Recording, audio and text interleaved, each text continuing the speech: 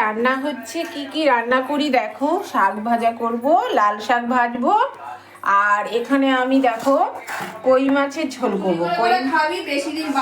কই মাছের ঝোল করবো, উচ্ছে আলু দিয়ে, জ্যান্ত ছিল পুরো মাছটা, তাই ওর মধ্যে একটু উচ্ছে দিয়ে আলু দিয়ে আমি একটু কই মাছের ঝোল করবো। সাথে এই দেখো এটাও দেবো আমি, এটা হচ্ছে সিম।